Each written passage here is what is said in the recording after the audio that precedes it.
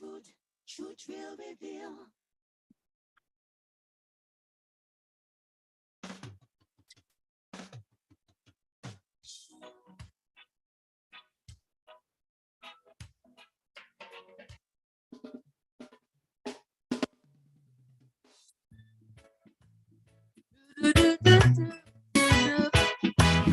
Yeah, yeah, yeah, yeah, yeah.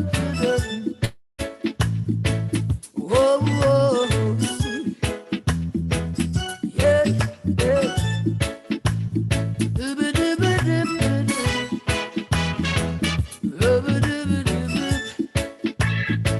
Whoa. Yeah, yeah, yeah, yeah. Babylon, you speak of peace, yet you make more words. You suppress the innocent to deceive the poor. Take land destruction, hungry baby mother breast and dry. Yet till you plan more woes in you, private sessions. Babylon, you do, doom, doom, doom. Babylon, you fail. Yes, you fell. Babylon, you do. Doom, doom, doom. Babylon, you fail. Yes, you fell. Building more bombs and guns, yet the babies are dying from hunger. We are the victims of your oppression. Blood of the innocent that you slaughtered is upon your hands. You gave the guns, you set the fight, and you sit aside and watch the slaughter. Babylon, you do. Doom, doom, doom. Babylon, you fail. Yes, you fail. Babylon, you do. Your writings up on the wall now. Babylon, you fail. Yes, you fail. Fire burn down low.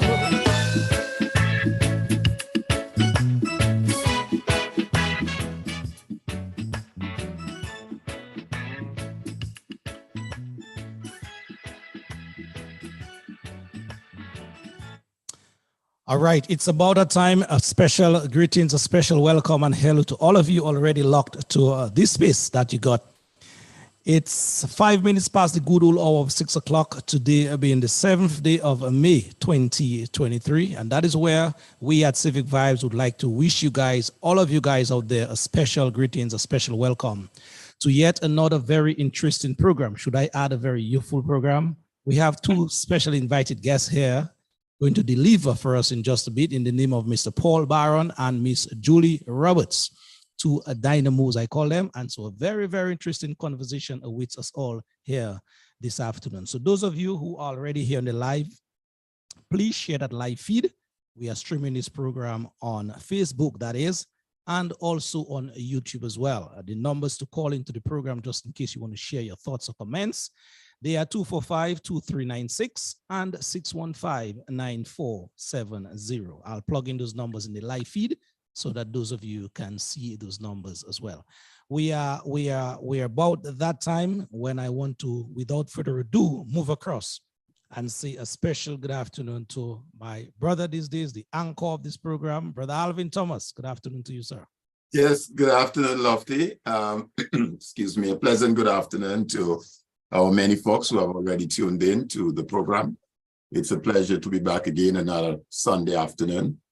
And it's time to have a very useful discussion, I must say. You know how passionate I am about young people. I think young people are, in any nation, is what's going to drive a country or a nation. That is in no way to say that folks who have passed beyond their youth are not able to contribute. But I think that's wherein lies the energy and the innovation, the creativity and all that So I'm always happy when young people can engage and join the conversation. So indeed, I'm happy to have both Ms. Roberts and Mr. Paul Barron engage in our discussion this afternoon. So I'm looking forward to that of it. I will be doing a lot of listening, I must say, and hearing from those two young persons, and hopefully we can have a very enlightening and inspiring discussion. All right, my brother Alvin, thank you very much. I know the passion, yes, that you have for the young people out there. And so this afternoon, that program is right up your alley, my brother. Again, greetings and welcome, brother.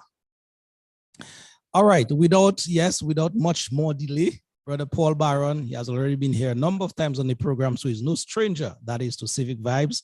So we'll give him the nod and have Julie, in a while, introduce herself to you guys out there. But Brother Paul Barron, good afternoon to you, my bro, and welcome.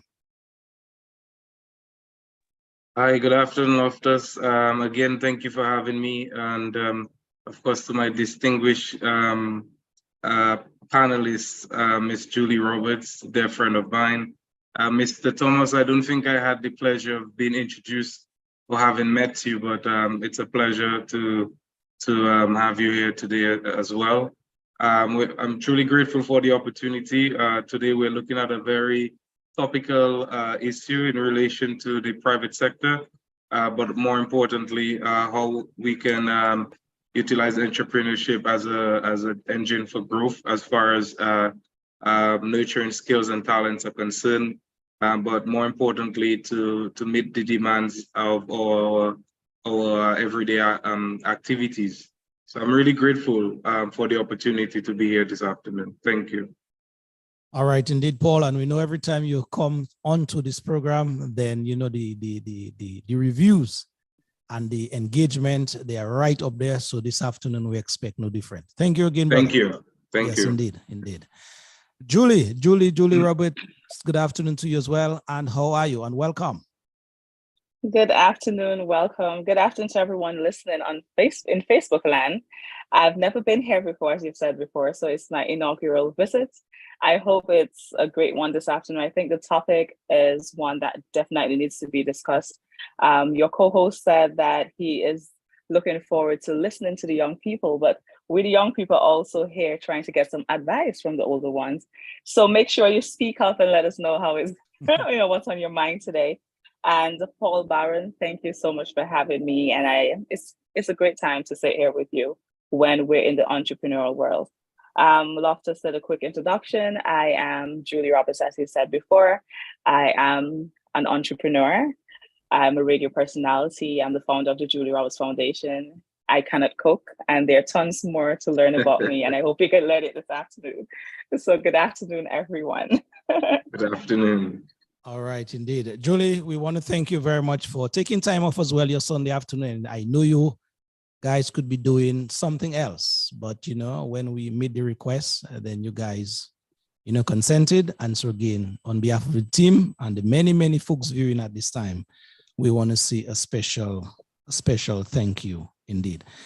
Just before we get into the meat of the discussion though, Alvin, you will share that list with me. I'm just going and run through some names now on the live board.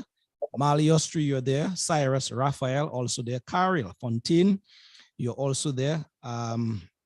David Joseph, Marlene Schillingford, Owen Prosper, Gertrude Abraham Dejean, Olivia Esprit, you're also there. Roxas Benoit JB, also listening there as well. Virginia Nicholas, Antoine George, Maury Jules, and the list goes on and on. Alvin, any more folks you're seeing there? Yeah, we also have Stephanie, John Baptist, Fifth Sunshine, our good friend Peter Carbon is tuned in, Trevor Bertrand, my buddy out there in Canada, Luciana McDowell, Victor James. So we have quite a few of our folks there already on Facebook, and I'm sure they're looking forward to having a great program this evening. Indeed, persons like Faith Sunshine, you're also there. Lucinda McDowell Thole, always there as well with the program. Victor James, I think Alvin mentioned that name already. Everlasting Peter, my brother, good evening to you in a very special way. Usila James, good evening to you. Trevor Bertrand, well, Peter Carbon, you're also there. Owen Prosper, Dory Drygo, Ziska Sarah, Celia King, buddy down there in the Jimmy area. Stephanie as well, good evening to you and your husband in the Jimmy area. Simeon George, Carol, Olivachi Bruni, you're also there. Joan Bernard James is watching as well. Eupholie Vidal, Eupholie, a special greetings to you. Eupholie texts me like what, 5 minutes before the program, and she said, Lofty, I'm standing by. I'm in the UK and I'm standing by. So Alvin, that's the power of technology. Yes, absolutely. And we have Mali Austri, and we also have our regular Marshall Lawrence. Marshall Lawrence is there. So yeah, quite a few, and I'm sure the others are going to tune in and join in the next few minutes. Folks like Medina Senhouse, I'm sure she's trying to get on board. So yes, it's always a pleasure to have those folks and to have that conversation on the Sunday evening with them. Yes. All right, folks, as we're about to take flight, as it were, we want you now to share the live with your friends, your contacts. Let them know that conversation is happening right about now. Come and listen to the young people. Come and learn from the young people. Come and share with the young people, because you too, in the listening audience, you are a critical cog in that wheel as we moving on right here with the Civic Vibes program. All right, gentle people, brother Baron, Sister Julie Roberts. Yeah. The topic under surveillance, or for us to discuss this afternoon, and we'll highlight some of the issues, the problems, but Civic Vibes is a program as well where we also seek to offer solutions.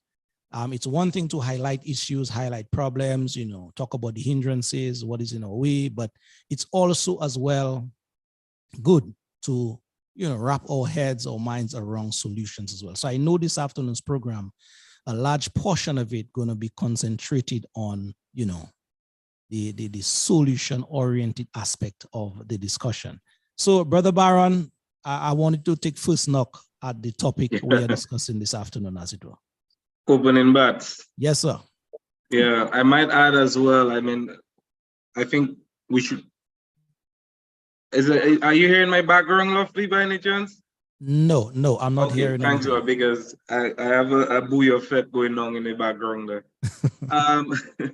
Let me just say that the issue of or rather I should say the concept of entrepreneurship is something that is not new to any given country or society, and really what entrepreneurs seek to do is to address the age-old problem of scarcity. And by scarcity, it means that in a given society, in a country, the citizens and residents of that state make demands on that state in respect to goods and services. And of course, businesses would seek to address that problem by providing those services. What we have found, though, is that in Dominica, and in the Caribbean for that matter, if you look at it from a historical perspective, we have been challenged from the onset because of the inverse relationship that existed between the British Empire and other monarchies. So what would have happened in the last 200 years, which still, of course, affects us in the 21st century, is that the resources were utilized to the advantage of these countries, and very little infrastructural development would have occurred inland. More importantly, what transpired is that at that point, the world was in a rapid stage of industrialization, but countries like Dominica and the rest of the Caribbean island were actually only agrarian based. So the relationship was inverse. The reason why I'm saying that is that 200 years ago might seem as a long time, but the effect still lags in Dominica. So what we have in Dominica is a largely underdeveloped private sector. I often refer to it as a retail-based economy. It almost appears that what we have sought to address mostly is our ability to feed ourselves, or rather to provide or to supply food and nutrition for the sake of consumption. What we would need to arrive at is we would need now to elevate and not only stop at the point of manufacturing, but also to enter into services. So services are intangible, well, they're not products, they're intangible, but they are what is necessary to enable a certain, what you call the normal way of life, or the normal activities, or the and the normal demands that have been placed on us as a result of that. Julie mentioned that she's an entrepreneur. I'm also an entrepreneur. For many Dominicans know me for my involvement in the public sphere. But about 2 years ago, I took that leap of faith, in fact, and became an entrepreneur. I trade primarily in insurance and also real estate, but as a complement, I also offer services in communications, business development, and now travel and leisure. The becoming an entrepreneur is truly a remarkable thing, on the basis that it offers you a great degree of freedom. It also offers you a great degree of what you call financial stability once your business kicks off and is up and running. The stages before arriving at that point is no easy feat, and it is not what you call for the chaff.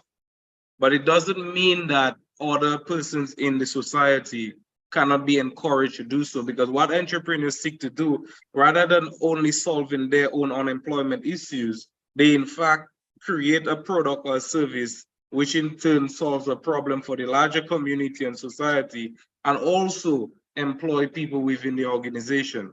In economics, there's this theory which is known as the distribution of income.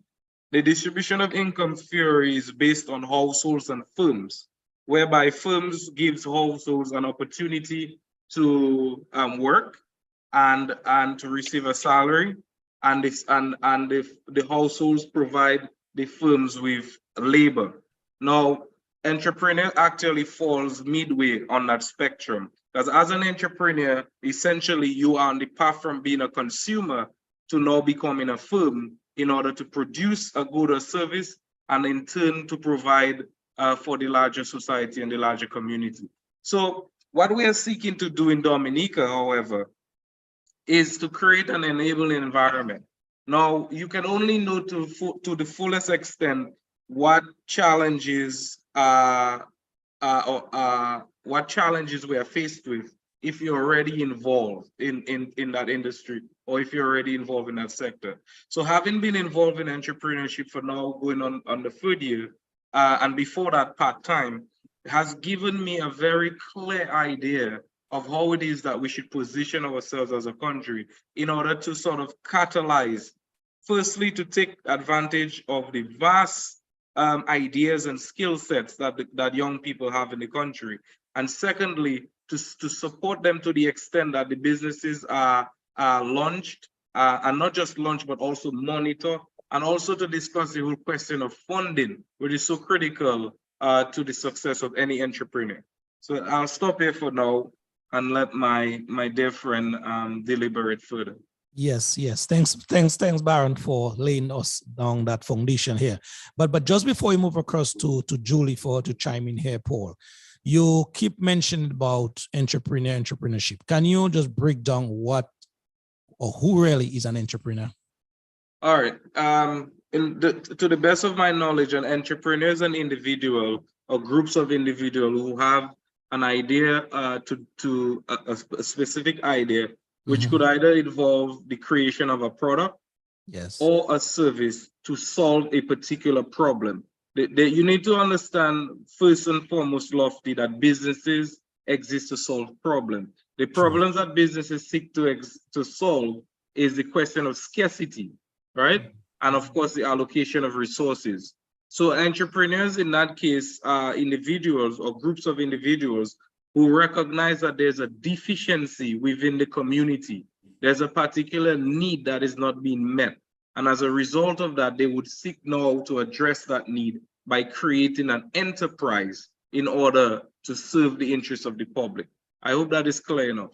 Yes, that is clear enough. That is clear enough. Yeah. And I'll get back to another aspect of that whole entrepreneurship thrust in just a while. But Julie, you have been listening. Where do you want to chime in? How do you want to chime in now based on the flow of the conversation so far?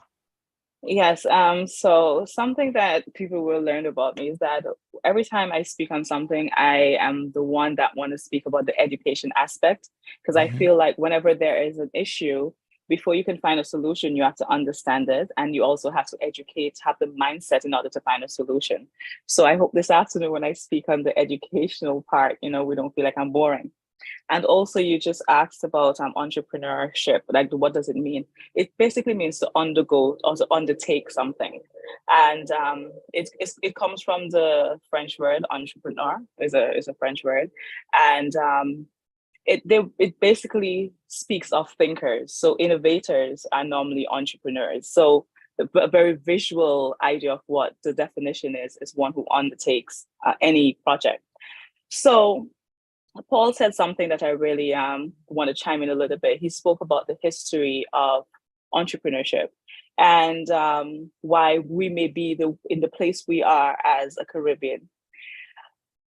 Also, we have a residue from slavery where we always feel like we need to have a 9-to-5. We need to work for somebody. We need to work for the public sector, more so the private. We want to have a sure job. So to say, okay, you know what, I'm just gonna finish from school and I'm gonna be the manager, it is not something that we were taught. And not just now in school, but I mean, as a people through our bloodline, we are accustomed to having a master. We're accustomed to having someone manage us. So right away, we speak about all the repatriation and everything, but that is another aspect of ourselves as a Black Caribbean people that we need to address, because that's the only way we can find the root of the problem. So the norm for any young Black Caribbean or any Caribbean person is to graduate from school and see where they can place themselves in the workforce, not as an entrepreneur, and not to say, let me see what is available and what I'm good at, but so you can find a job. And I just wanted to make that known that this is one of the residue from slavery, that even when we became emancipated, if you were above 6 years old, you had to work a 40-hour week. Even if you were free, you had to work a 40-hour week. So I just want us, before we continue, to understand where this whole working and being managed by somebody came from. So don't feel like when we speak of entrepreneurism today, that you may feel like we are targeting you, like you're not a thinker, you're not the one to undertake. Just remember, it's a residue of slavery, and this is where we are now. So I do agree with everything Paul said. I just felt like I needed to chime in, and that would have been my introduction to the topic. I hope you can follow what I'm saying. Sure, we're following you very well. So far, so very good. Very beautifully put. So far, so good. Thank yes. You. All right, it's a free flow conversation. So Alvin chime in. Paul, yes. Yeah, certainly. Yeah. Oh, sorry. Go ahead, Alvin. Oh, okay. No, I think the introductory comments that both Paul and Julie have made is quite appropriate. And more so, I think, where Julie ended, which is so true. And my question, or which I might try to stimulate their thinking, is how does the education system play in that? Because Julie is absolutely right. And yes, as you said earlier, Lofty, part of the exercise or part of our conversation is to find solution. So she's absolutely correct. But where do you see, or what are your thoughts as it relates to the education system?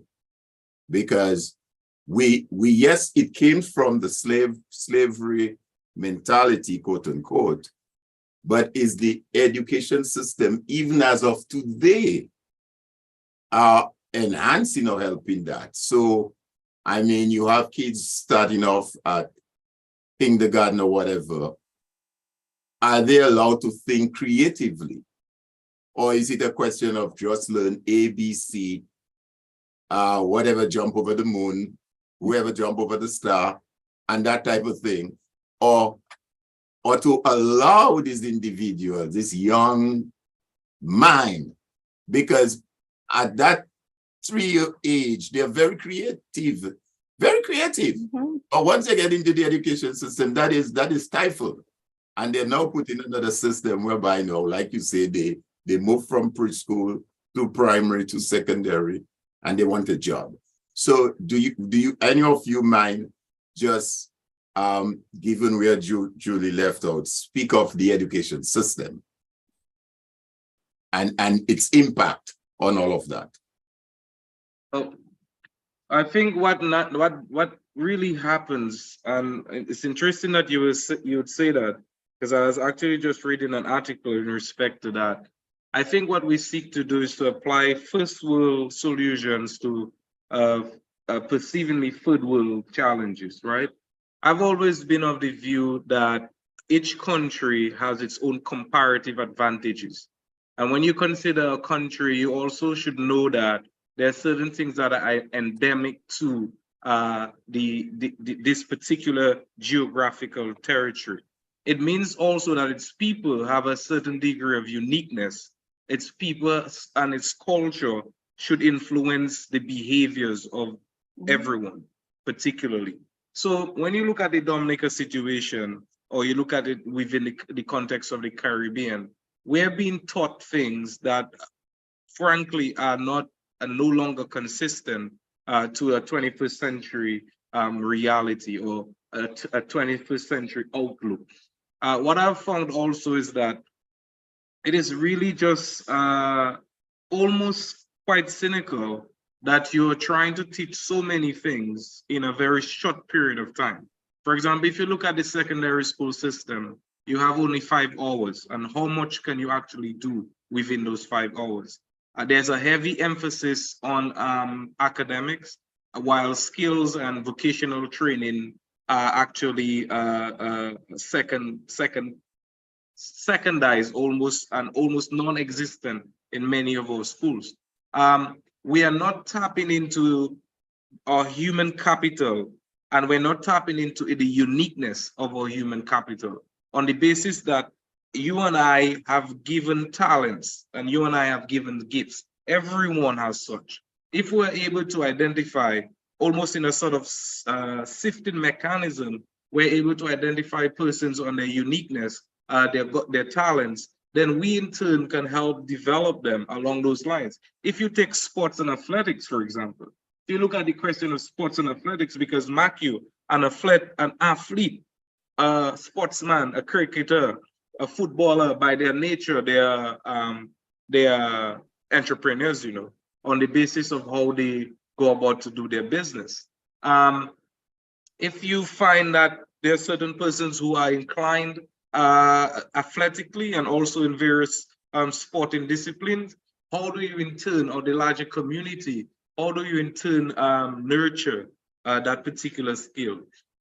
Again, our topic seeks to address the idea of the enabling environment. How do you create an enabling environment for such individuals to thrive? So if you look at that vis-a-vis the different disciplines and the different inclinations that young people have, then you can have a very good idea of how to position, how to strategize, how to plan, how to build a society and a community around those talents. Because if you remove everything from a community, if you remove everything from a country, what we really do have is human capital. Because in the absence of human capital, we cannot grow. We cannot go from a point of being a purely subsistence-based agricultural economy to one which is industrialized, to one which is knowledge-based, and more importantly, one to take advantage of the digital economy. So if you ask me if the education system is doing any justice to the Dominican youth or the regional youth, I will tell you frankly, it doesn't. There's a lot that is questionable about what is happening right now. Yeah, I totally agree with you, Paul. And also to answer Mr. Thomas's question, I hope I have his name correctly. Yeah, Alvin, that's fine. Yes. I honestly think that we in the Caribbean and Dominica by extension can do more to its curriculum. I mean, we came up with that whole idea of a curriculum so that it could the children could be taught in a particular order, so things could be more orderly, based on the projections in life. People were not trying to become entrepreneurs before. They were trying to become doctors, they were trying to become every different type of scientists, teachers, nurses. So the curriculum was placed that way so that an order could have been in place. So for instance, you can see this is 80% of our students are becoming conventional workers. So that is why we had a curriculum in place. But now that we realize, especially in 2023, over the last 10 years or more, we have more and more young people who are deciding, I'm not going to get a student loan and go to university. I am going to use my skill. I want to be an entrepreneur. I realize that an innovative way of thinking is the way forward.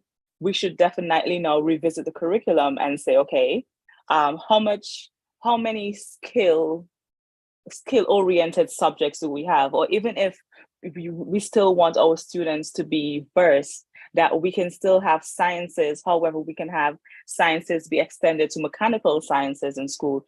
Areas like that is where I think that we definitely need to do something. You do not have to just I could always say kibosh the whole curriculum, but I'm learning my Creole. We don't have to just leave it, decide that we're done with it, have it deleted, but we can definitely amend to it and edit it in a way of how people are thinking. I don't remember if it's Alvin who said that we find that 3-year-olds are functioning at a level where, had they been given the opportunity, they can really excel. And I agree with this so much. Have you seen children right now with a tablet? Things that I did not know at maybe 8, I'm hearing children telling me at 4. And it's only because of the advancement of technology and how it has been readily available to them that is like the learning scope is so much wider right now. It's the same way if we give our human resource the opportunity to be unconventional and conventional and innovative in our curriculum, will be unstoppable. Critical thinking would just come natural. When you see the word entrepreneurship, entrepreneur, we will look at our Dominican people and feel like this is the definition. These are doers, these are thinkers, these are people who aim to manage their own thing. So the curriculum definitely needs to be changed, in my opinion, or amended too. Yes, indeed. Folks, the conversation is heating up nicely. I love where the conversation is going. So far, so good in terms of you young people speaking out as it relates to how innovative you guys could be out there, in terms of your industriousness. One of the points that I think Brother Byron touched on when I asked him about the definition, the working definition of who really is an entrepreneur. There is one point that I want to just zero in on now that we may want to establish or go a little deeper in that I'm reading here. It says an entrepreneur is one who sets up a business or businesses, taking on financial risk in the hope of a profit. You see the second leg to that. You see the second leg to that definition. Somehow I knew you were going to say that, I know we have to get it, because at the end of the day, sometimes that is what derails or prevents young persons or persons with innovative ideas to really tap into that whole entrepreneurship aspect so that they could develop themselves /family /country. So that for sure, I know we'll get into it in terms of taking on that risk onto yourself in the quest of making a profit. Well, I'm happy you shared that.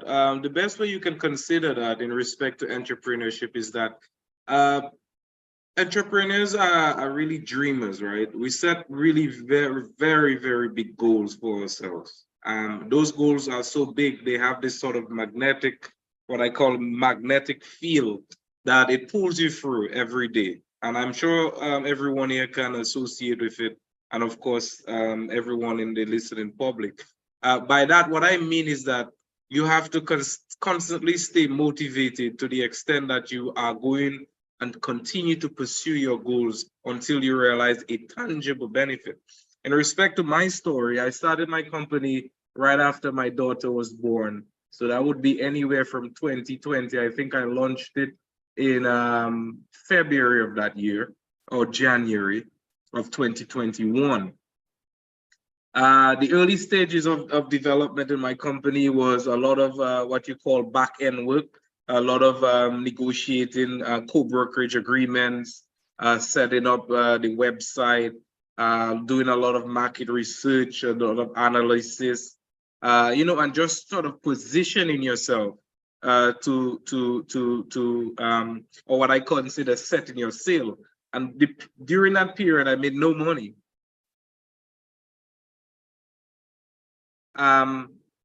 It is not the easiest of things to have a dream and not see it materialize over a shorter period of time. And that is what I believe is the scary part for most people who want to get involved in entrepreneurship.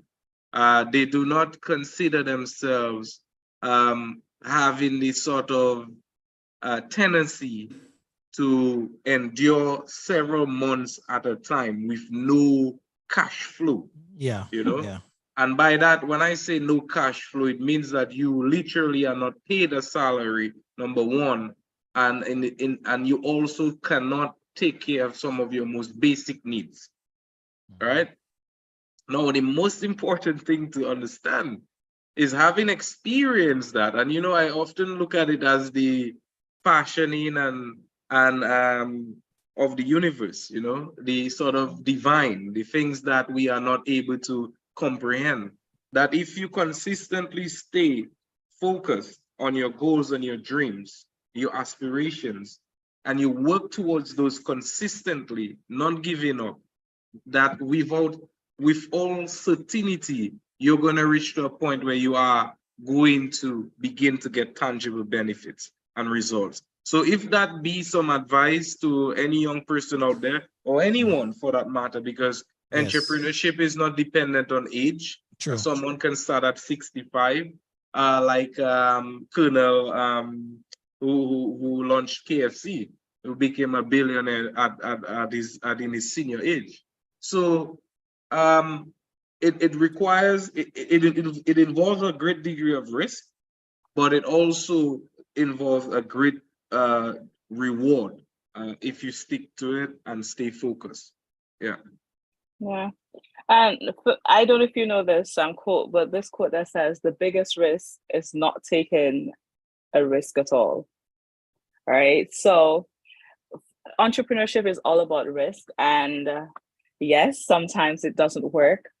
Sometimes it works. But my dear friend Paul Barron told me once that he read somewhere that the average billionaire or millionaire would have tried 18 entrepreneurial businesses initially before it worked.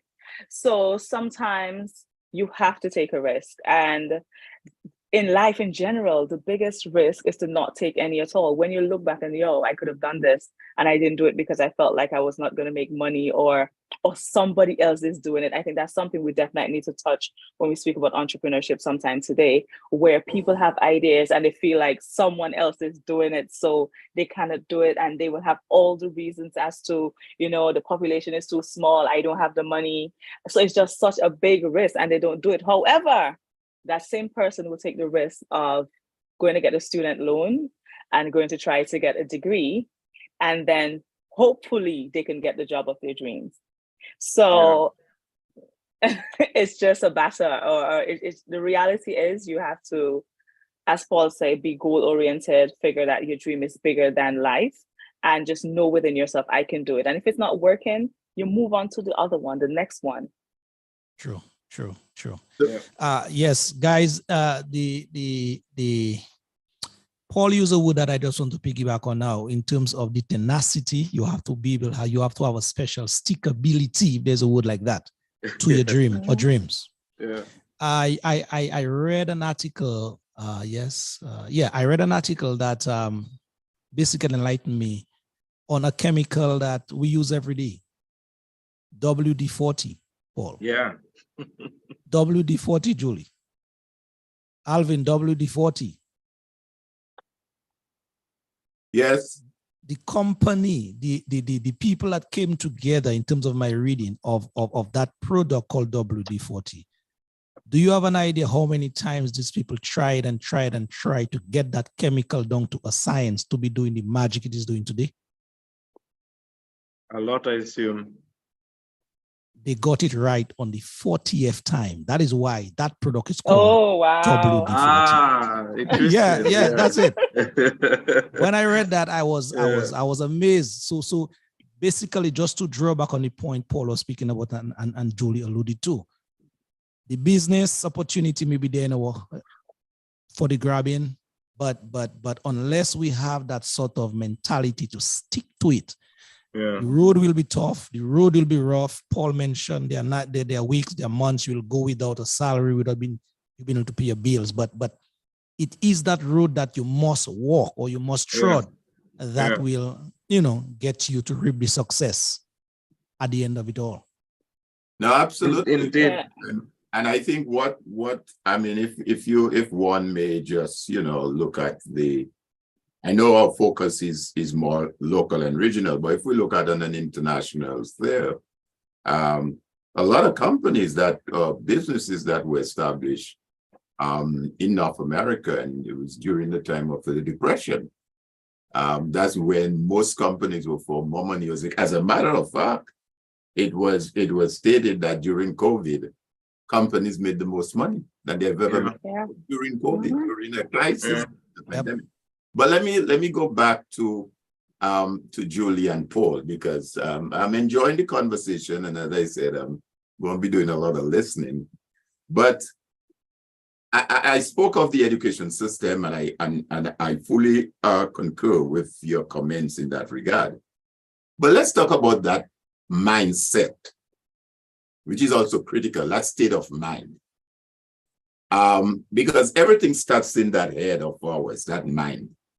Whether you decide, well, let me go do law, or let me go do medicine, or let me open a business, and then you have 10 folks telling you, no, Julie, you crazy girl, you want to do that? That's madness. But Paul, it's all in the mind. How does one get, having been schooled in that education system? Because we all went through it. All of us here on this panel, we go through it is primary, then the secondary, and then so we were schooled. Our mind were framed. How then do you get away from that and say, you know what? Although I was schooled in that, but I want to take that bold step. Let's talk a little about that mindset that would drive you to give you that persistence and tenacity that you talk about. Well, I like to consider it as a period of enlightenment or awakening, as we normally see it in this.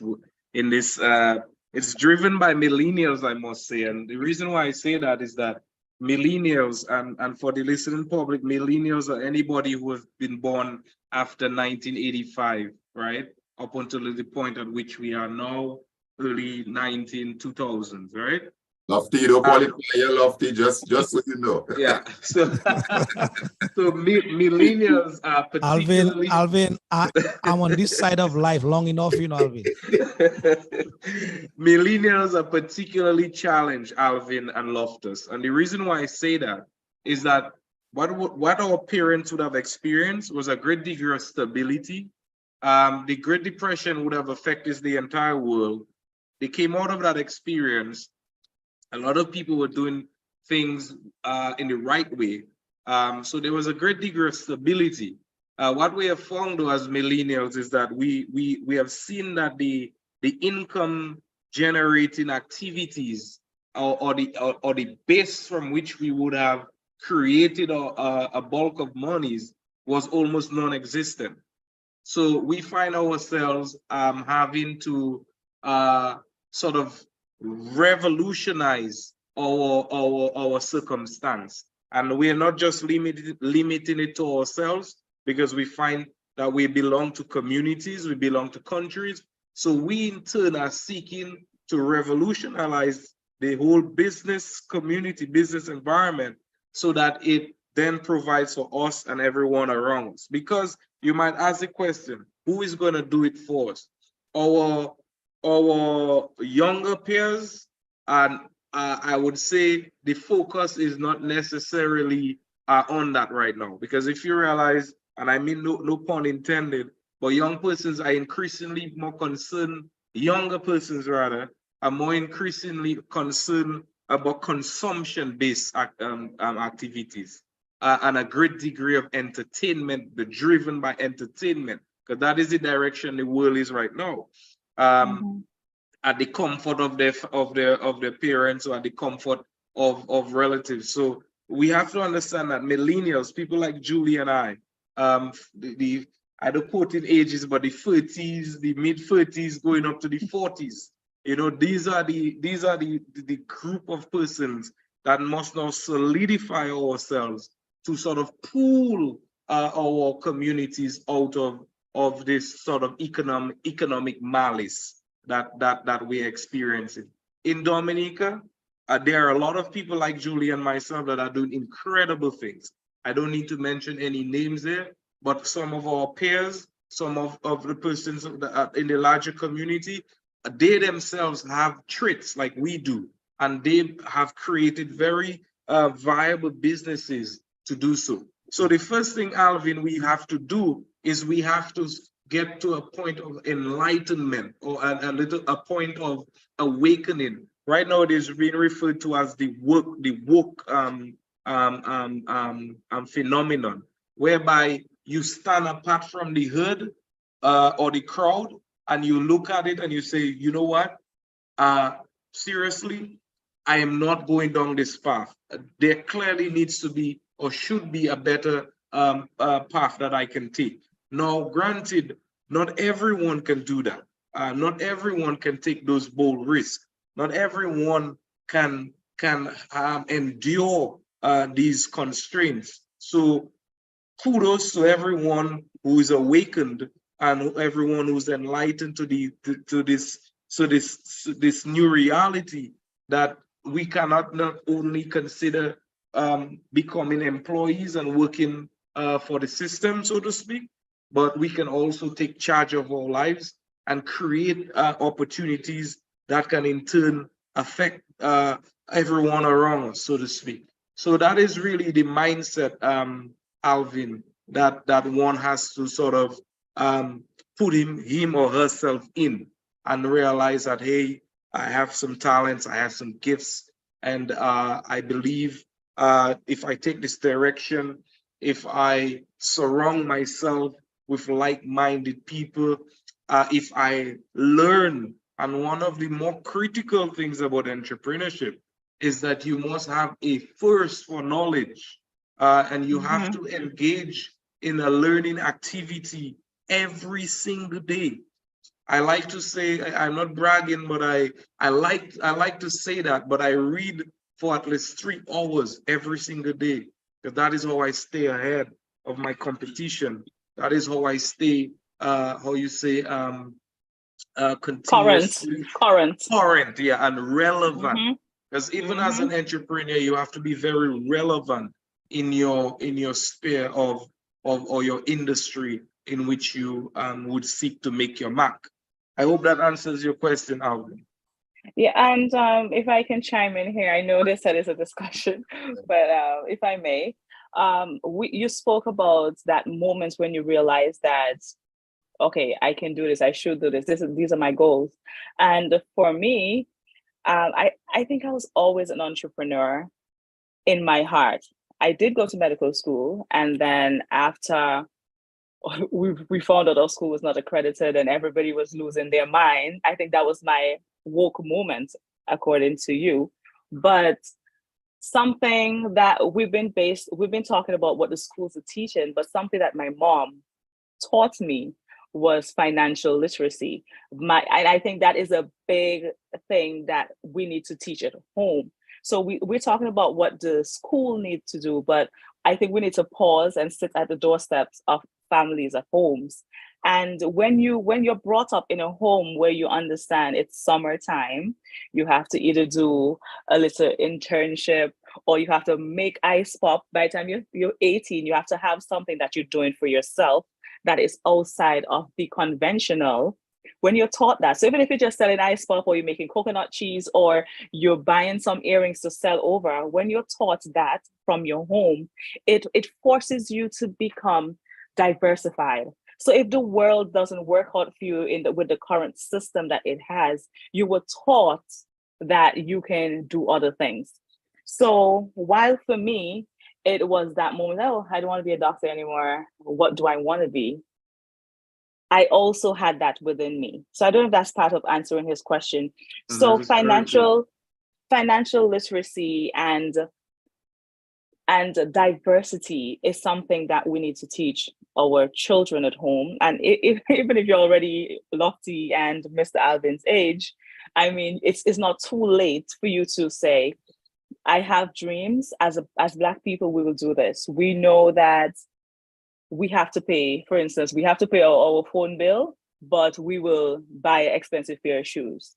You know, our priorities are always in a place that with that kind of mindset, we cannot be entrepreneurs. Because when you know the probability of not being paid this month, or not, profits are not going to be higher than spending in your business, and you know money's not going to come in, you have to know how to save that you can still cover your bills at home. So when you don't have that mindset, you cannot be an entrepreneur in the first place. So I think as a people, we need to educate ourselves as to how to be financially literate and also how to make wise investments. So even if you still have your 9 to 5, you're still working in the public sector, you can do your little thing on the side. And I think only when we understand that, we can then move into the bigger issues, because we may speak, I'm sorry, Lofty, I hope I'm not going too far, but we may speak about issues we're having as an entrepreneur. But if you do not get your mind in that place first, you cannot even become an entrepreneur to have entrepreneurial problems. Absolutely. No, absolutely, you're correct. And that's the reason why I triggered that conversation, because like you rightly said, as you ended, the mind has to be in that space. And if the mind is not in that space and it doesn't grow, then that becomes a challenge. But Lofty, you wanna come in, Lofty? No, you guys can go on still. Okay. Yeah, I actually wanted to look at I know for a large part of the discussion, we would need to sort of put our resume on the table. Excuse me. Yeah, we'd have to put our resume on the table, but I like to look at Dominica. For me, is my laboratory, and yeah, it's my laboratory. I love it here. It's a beautiful island. Every day I wake up, I say, God, I'm so grateful that I was born into Dominica. But I've been looking at Dominica from a student perspective more so than I have as an entrepreneur or as a leader. It is interesting to know that as a country, we have an abundance of resources. And I remember in social studies, my teacher told me Dominica has no resources, or I would think at that time he meant natural resources. So then in his mind, I suppose he was thinking about gold and silver and copper. And then I grew up to be more enlightened. I realized that resources essentially are not just limited to gold and oil and copper. And because of that, it made me understood that if we are to develop as a country, it means therefore that we have to harness the resources that are available to us. We have identified the human resource as being critical. We now must recognize the other resources that we have: land, water, a geographic location in the Caribbean, our relationship with our neighbors, our foreign policies. All these are resources that we can in turn leverage. But more importantly, the abundance of human resource that we have. So if you look at the Dominica business community, the Dominica business community now comprised of families who were and still are entrepreneurs, who took that bold step And my dad always tell me, Wadi, God bless his soul, used to be going around the country with a briefcase with some little clothes or some kitchen utensils in there. And now today we have Astafans. We have we church who took the bold and enduring step to create businesses and to create strategic relationships over a period of 100 years. And now we have we church. My dear friend Jolly's and all the other companies, the J. Nassif and the likes, what they saw was a deficiency, an area that whereby to address a particular need, and they capitalized on that. But guess what? We can only, they could have only gotten us to the position that we are in now. And as I said when we started, it means that now the business community is built around retail, right? Retail services. But guess what? We're positioning ourselves as a country now to expand, and not just expand, but also to be a major player in the regional and international community. So it means, therefore, that right now we are to consider what types of businesses, what types of services are actually going to be demanded of us as a country or as a business community. And because of that, we now have to position ourselves to take advantage of this, what I call the pace or the pace of things, or the pace of the economy. Because if we're saying tourism, then it very well means that we have to get involved in tourism related businesses. If we're saying that it is a digital economy, then we have to prepare young men and women alike to take advantage, or be skilled rather, to be trained rather, to take advantage of the digital economy. If we're saying manufacturing, agro-processing, then we have to now take particular strides in preparing individuals and supporting businesses to thrive in that particular industry. So the topic of discussion, excuse me for a while.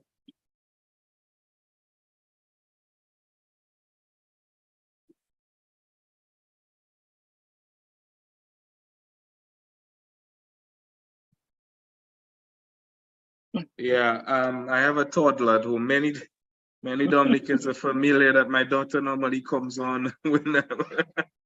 So, so if you have to look at we have to look at the country, and we have to look at it as like a laboratory, almost like a biological organism. And we have to look at the different areas that necessitates a sort of injection of funds, or to necessitate policies to support those businesses, or even the creation of mere associations. Yes. Because in Dominica, there are many sectors that exist, and there is no, God forbid that I say something which is incorrect, but to my knowledge, there are certain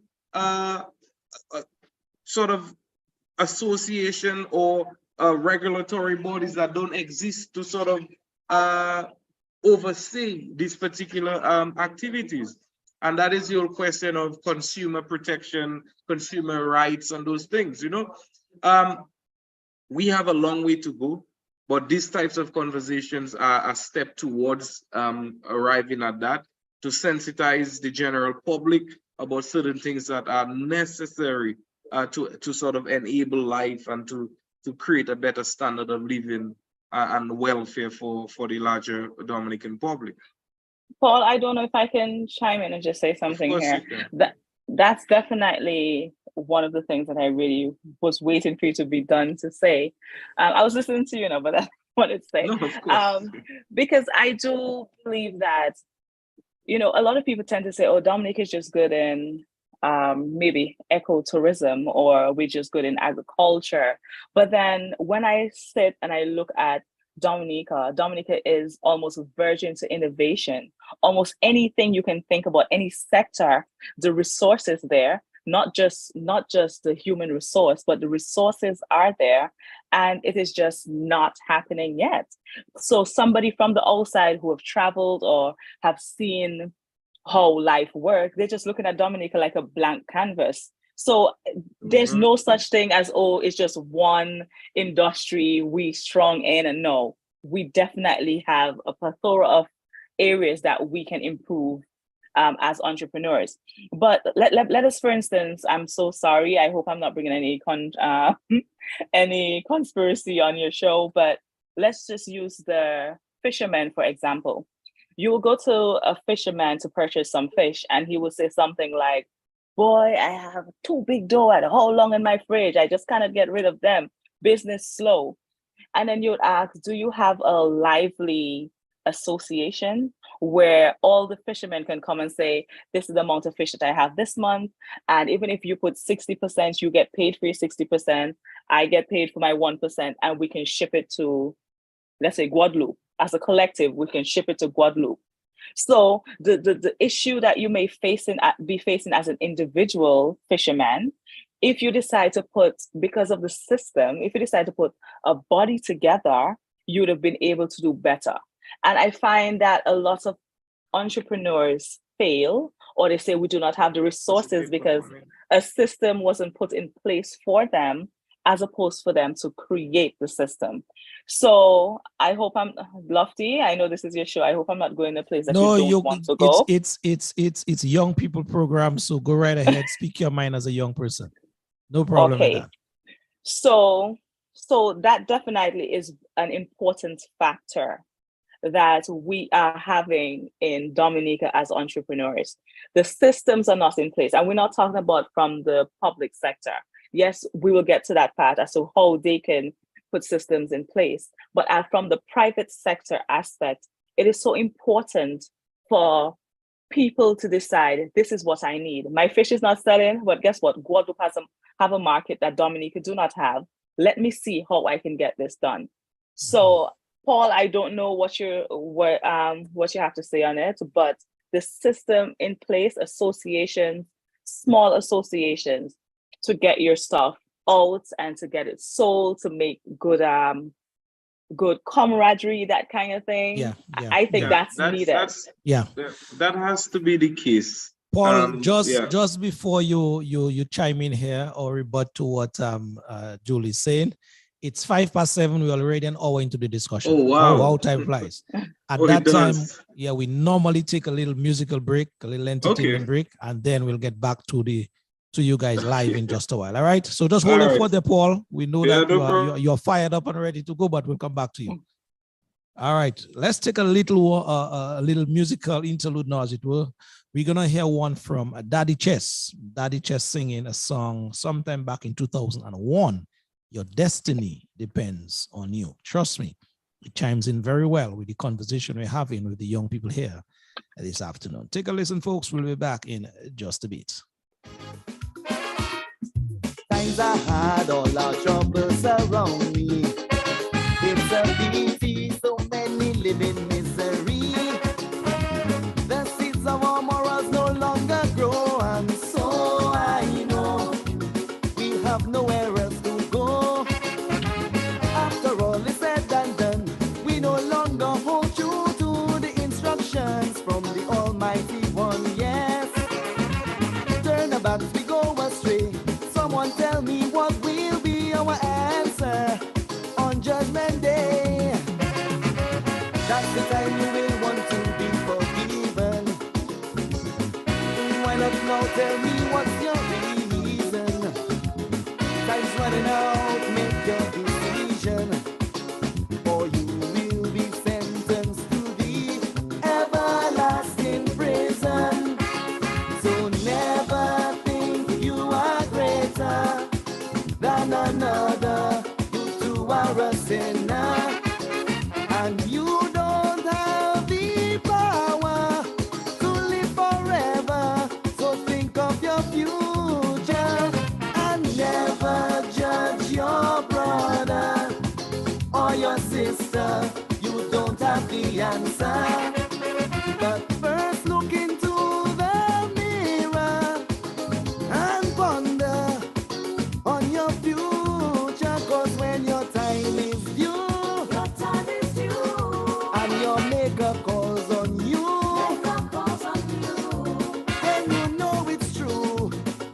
your destiny depends on you. Very, very well said from Brother Chess. Your destiny depends on you, people. We're having a very youthful conversation here, talking to Miss Julie Roberts and Mr. Paul Barron on the whole idea of entrepreneurship and the benefits thereof. Let's take one more verse from the daddy and get back to our live panel here. This is no joke.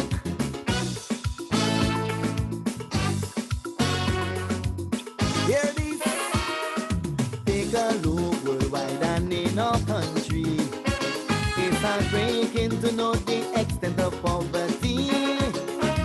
Some suffer from lack of medication and starvation, while others count in their millions.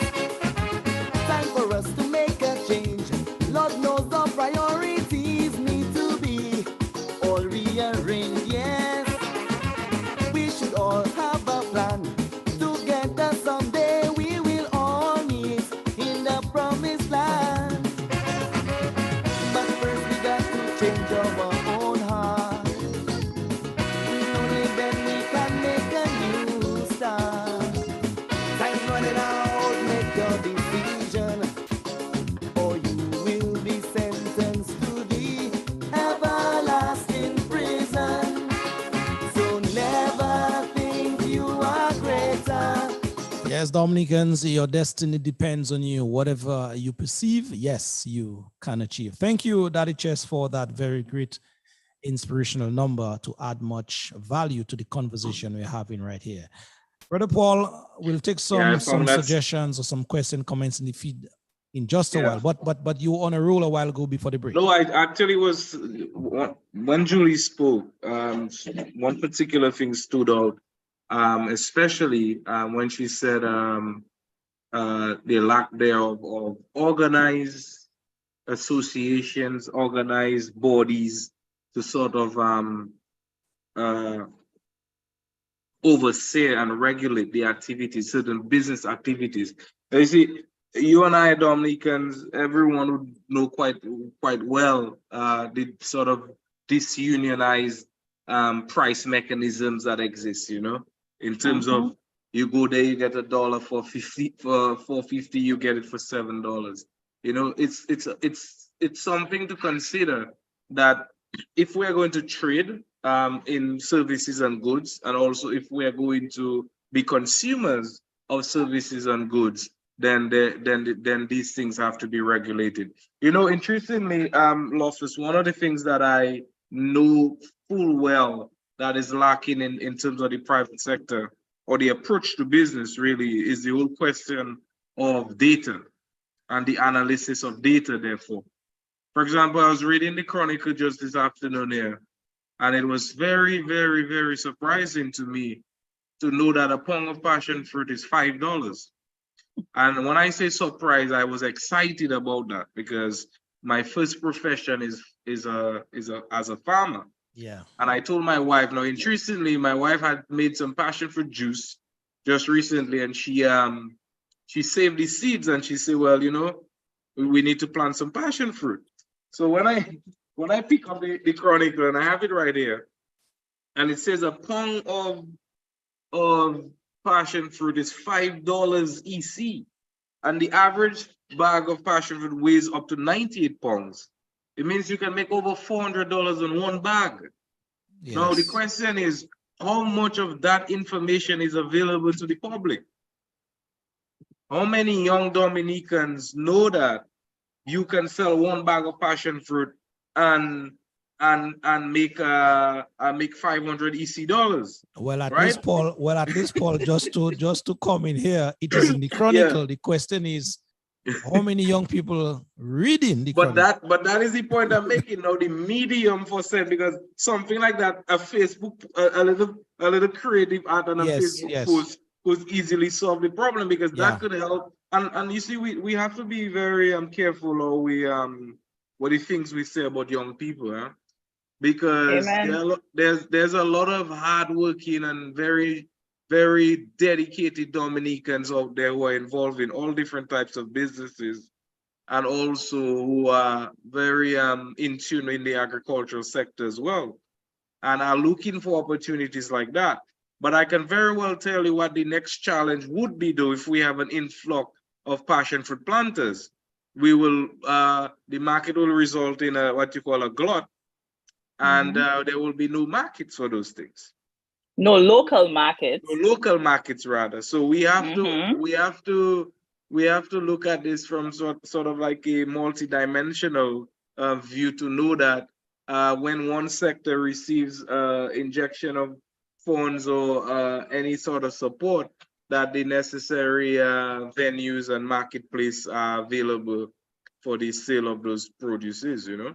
And I guess that is our larger problem. Yeah. Had you seen me an hour and a half before the show, I would look like a total different person. I just left from my farm. Yeah. And I'm pretty sure somebody would not look at me and think I'm farming. However, when I decided I'm going to get some farming land, so I'm going to get into farming, the number one thing that you would think somebody would have to do is decide what is it that I can sell, I can market, that we do not have, as you say, a glut of. And also, who am I market? You know, who am I going to market this to? And even in farming, I feel like, back to the education aspect, we do not have people being taught this thing. So I don't want to say live what I'm planting because it's a secret, because I want to make sure I capitalize on the market. But back to the education thing, that you may have someone who have the piece of land, they have the talents to grow things. So, you know, some of us, we cannot grow anything at all. We do not have that green thumb. And they have the energy, but then after it has been grown, they do not know how to sell. You know, how to make connections with the hotels, how to make connections with the supermarket, how to make connections overseas. Because you're talking about $5 a pound here. Imagine when it reached in Guadeloupe and you already take out the pulp, and you know, it's a total different market. Or even the fact that there's an avenue where there might be machinery here for that they can use to, would you say, depulp it? I don't know the word. That's right. And to seal it, to let it even go out there regionally with proper labeling to look like, you know, something first class. People do not have that. So it's not just the information, but now they do not have the resources. They do not have the know-how. And that is why we go back to what I was just saying about having well-placed associations or having workshops. It's okay to have a farming workshop for an entrepreneur. Giving somebody a piece of land and saying, oh, you can work hard, is not enough for us to be doing well. Putting it in the Sun or the Chronicle, the Chronicle is not enough. Putting it on Facebook, giving it to DAIC for them to do something. These are the kind of things that we need as entrepreneurs in order for us to be a bit more successful. Wow, very, very. Alvin, I saw your point. Thank you, Julie, for your comments on that matter in terms of adding value to the things that we have here. Alvin, I saw you punch 2 books in the chat. Yeah, I know. In terms of recommendation, Paul said he's an avid reader, and I believe so is Julie. And every entrepreneur reads. That's a given. If you're an entrepreneur, you have to read. There's no doubt about it. You either read on the industry or you are an odd industry. So I think I shared these 2 books in the chat, which I'm sure both Paul and Julie, and I'm sure some of our folks online will find very interesting and useful. But let me go back on 2 or maybe 3 issues that were raised. And it is very likely, Lofty, we're going to have a part 2 of that conversation, because we're almost into the second hour. And we've scratched the surface. We've said quite a bit and covered quite a bit, but we've scratched the surface. But a couple of things. Paul made reference to the fact that Dominica being a country as it is, and the resources and all of that stuff. And he's right. He's absolutely right. And he mentioned 3 things, and I wrote them down: land, people, water, as a main resource. And one of the books that I posted in the chat has to do with water. It was a book written by Dr. Alan N. Williams, and it speaks of Dominica's surplus water and the Caribbean water crisis and the global water challenge. And I mean, I don't want to get into this right now, but that word you call water, that resource you call water, is something that is required in every aspect of life, from human to manufacturing to you name it, every aspect of life, you can't survive without water. And that's a resource that Dominica has in its abundance. And how do we use that in combination with our land and our people to do something? And what I would want to hear from both Julie and Paul, given where we are in the 21st century, 2023, and we hear a lot of the digital landscape and the globalization and all those terms have been thrown all over the place. I agree with them fully that the support for the entrepreneurship and entrepreneurs, especially in Dominica, is not there.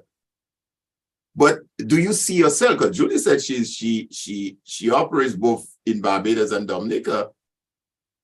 Where is your market? Where is your landscape as an entrepreneur? Is it Dominica? Is it the region? Is it beyond the region? I mean, I operate an optical business out here in Atlanta, and I do business in Dominica, and I'm not in Dominica. With technology, I'm able to stay here in Atlanta and generate business in Dominica, St. Kitts, or wherever. So and it goes back again to what we spoke earlier, the education system and the mindset. And when you speak of entrepreneurship, how wide or how narrow do you focus? Do you want to chime in on that, Julie? If you understand where I'm coming from, if you get the drift, Paul? Yes, definitely. Paul and we both have certificates in entrepreneurship. We actually did it with the OAS and the DAIC. And you may feel like you know everything or you know so much about the sector that that you have your business in. However, when you're educated on it, it's a total different thing. So I remember we were being taught how to trade, how to do pitches, like how you present a pitch to another place, how to branch off, copyright and all these things. And I say that to say that we were taught our market, our local market, our regional market, our international market. And I could go back to the farming example. A man planting dashing, he may just think that, let me try to see if I can go to the market to sell my dashing, because this is all he knows. I'm planting at it becomes mature. I go to the market, I sell it, because he doesn't understand that your market doesn't have to be just your neighbor, just your local. Your market doesn't have to be just the person who wants to purchase some dashing to boil make a jot or to make a one pot. Your market can be that person who is trying to make dashing chips. Your market can be that place in North America where they just imagine. I just came out from Canada. I went in the supermarket. I see Dominican mangoes. I look to see if I see Republic somewhere where it said Dominican mangoes and flown in Dominican mangoes. So the aspect about who is your market as an entrepreneur, you're supposed to be thinking big, and your market is supposed to be as far as possible. We have Amazon, we have ST, and as long as you have a product, you are not limited to just doing it here in Dominica. You are not limited. And if it now work, do it somewhere else. That is something I learned. So I do construction and I also do tours in Barbados. As a woman in construction, trust me, I don't want to say anything bad about the male, but it's a sexist thing. How can you step in as a woman in the construction arena? And I decided, I'm not from Barbados. but I'm going to see how we can work. As soon as I got to Barbados, I signed a contract with the, and you see, I didn't say anything about Barbados, but you left out my business. I told you this before the show started. But as soon as I got to Barbados, I signed a contract with the Bajan government because they had their first hurricane in 55 years. And instead of sitting down here and saying, oh, I'm not getting anything, everybody fighting me here. You know, you bring a meal to work, you want to know if you can be more than a worker. You know, you deal with all that thing. I realized that my market is not just here. I stepped into Barbados. Barbados have proved to be more successful than here for me. And that is what I mean about as an entrepreneur. You don't just think local. And by local, I mean your village. You don't just think small. You don't just think here and now. You think about how far can I present my product? How far can I present my service? And I think Paul can expound a little bit more on that. Well, certainly. In respect to what you see yourself in the future has to be your primary motivating factor as far as an entrepreneur is concerned. And we are taught that the world now is a global village, really, and the ability to meet and reach people is, how do you say it? As easy as picking up your phone. When you consider the Dominica economy or the country in itself, I don't think that anyone should limit themselves to feel that this is the only marketplace that they can survive. Granted, we all want to stay in Dominica because we love our country and we want to do well here.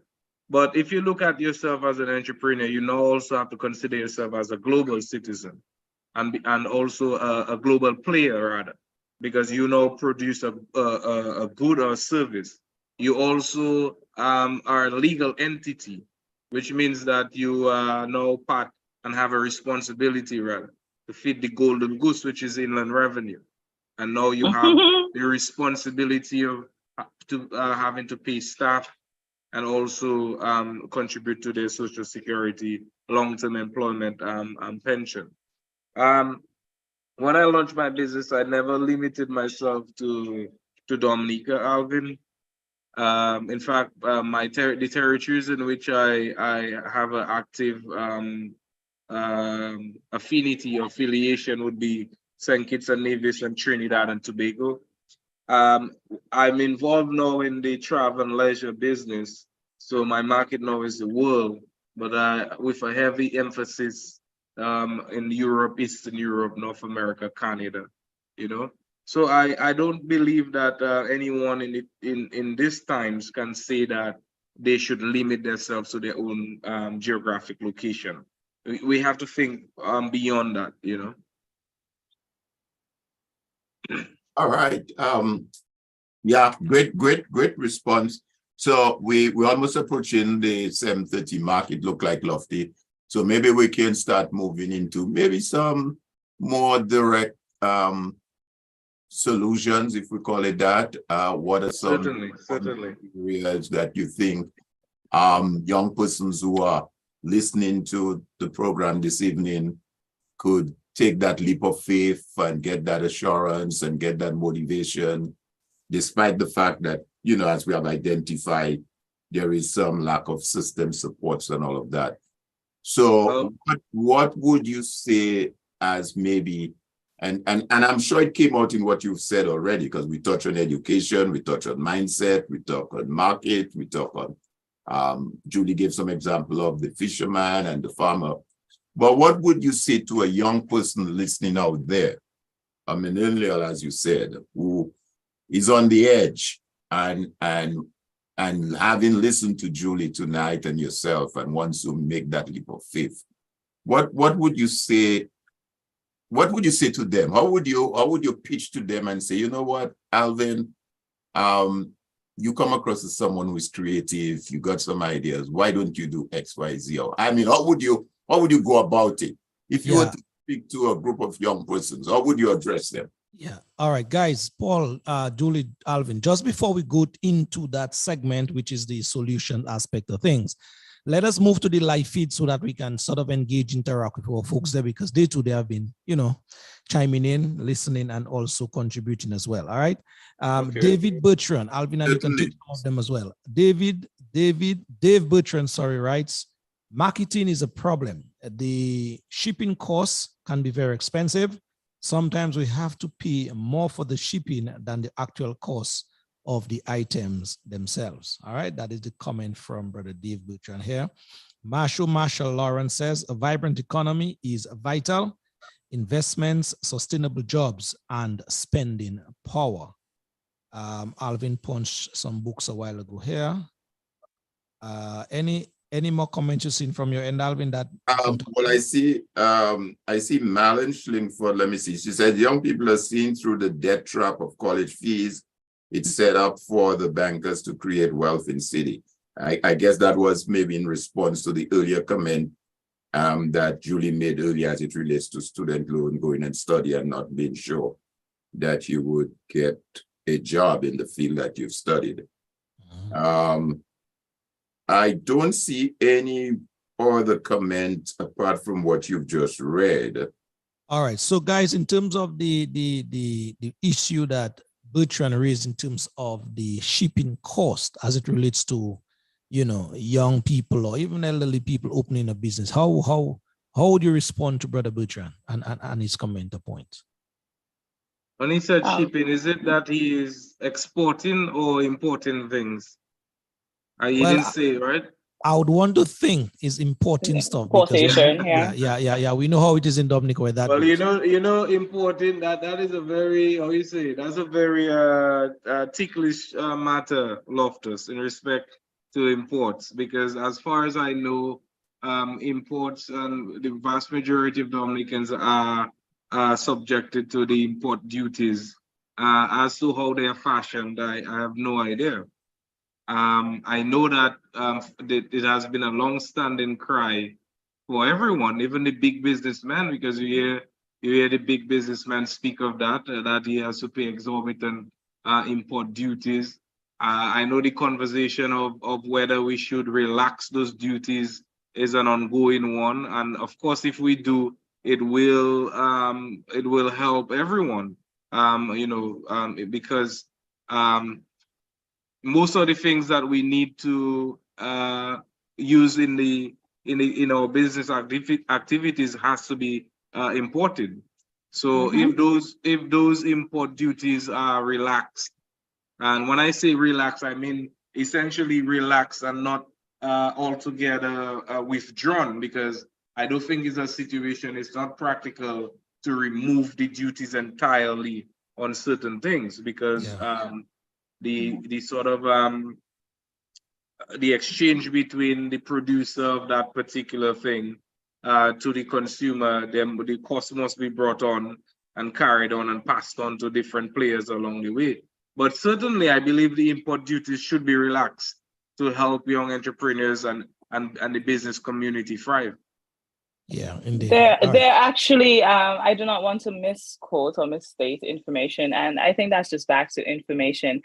I think there's actually this thing for entrepreneurs, if you're bringing in goods, that you can actually have the taxes reduced. I think your business just have to be registered. So again, the information, Paul spoke about the database earlier, the data, and we do not get that information, but I'm pretty sure, and if someone is listening, they can check that information. But as an entrepreneur, there are tax reductions for importation. In terms of exportation, I think that we need to start using, like we have Desil is we have Valferry and we have the other one, something Desil, that they go out to the French countries all the time. However, you cannot send a product without it being accompanied. And I think these are areas that we're lacking. And seeing that we have 2 vessels that are going to the French territories, it would have been such a great thing if they could actually have that resource where an entrepreneur can actually ship things over to the islands. We know you're doing passengers now, but the the need is there. It's necessary at this point to have an avenue for exportation, because Mr. Alvin spoke about water. I am the kind of person, if I'm in your life, you will make money. Everything that fly past, I'm already thinking, oh, how can I make money on that? When I first came to Dominica, I was like, oh, especially coming from Antigua, and you just seen water running everywhere you pass, the water waving, water just spring. I was like, wait, there must be a way to make money on bottled water. And you will start to explore, how can I get this done? How can I get the mechanics of it done? How can I get it? And you get everything, and then you realize just to export it, that the country doesn't have enough exportation. We're arguing about importation fees, but we're not talking about the possibility of having things exported. And if I can be frank, not to be controversial, we can talk up and down about entrepreneurship today, and we don't talk about the financial capability. I mean, That was a point I had to punch at you guys as well. That was my next point, Loftus. When you cannot imagine, oh, you're already raised in a poor home. No one taught you. It's already difficult. All right, let's start there. It's difficult to catch the bus to go to work in Roseau because, let's say I don't want to touch any minimum wage. I do not want to get this down the wrong road. But let's just do the reality of a young Dominican. Let's say they live in Portsmouth and you're working for, let's say, $1,500. You have to take the bus to Roseau. That's almost $400 a month. You have to pay rent. You have to do all this. Like, you want to be an entrepreneur. But every year, this is going to have to take a back step. You were not brought up in a home that taught financial literacy. You're brought up in a single parent's home where your mom had you young. So the probability of you having a child young, it come in. You have to now maintain that child. It is so difficult to feed yourself, feed your life, and become an entrepreneur. So even when we speak about the resources and all these things after you've become an entrepreneur, we need to talk about how can people be in a financial place that they can actually support the dream of becoming an entrepreneur. And I know it's a ticklish thing to speak about, because it may get a bit political. I don't want it to get political. I want it to get patriotic. No, you're right. You're right, Julie. I don't think it is something not to talk about. You're absolutely correct. And that's why I put the question prior to, we go into the feed, that how do you relate that to that? Let's get to that real life that you just described. This young person from Portsmouth or St. Joseph or wherever, how do you get them to move from where they are now to realize that dream that's bubbling in their head? And it's something that we have to address. And that's why I said earlier, we definitely need to continue the conversation. But you're absolutely right. It's a topic that has to be discussed and has to be touched upon. Yep, indeed. Very much so. The question of finance in your dream is a question that has to be dealt with very delicately, but also very open and honestly. And I'll use myself as an example. When I launched my business or attempted to launch it, the idea that I had in mind did not require any initial upfront cash, because most of it was basically planning and strategizing, the initial phases of it. But as the business and the idea grew and began to take form, there are certain things that necessitated launching the business, anywhere from advertising, right? Anywhere from getting an office to begin with. I had to look to non-traditional forms of financing. And I'll tell you what these non-traditional forms of financing is. In the world of entrepreneurship, there's something which is known as angel investors, right? An angel investor is somebody who believes in you or your service or your product, and who sees without a reasonable doubt that it will be successful.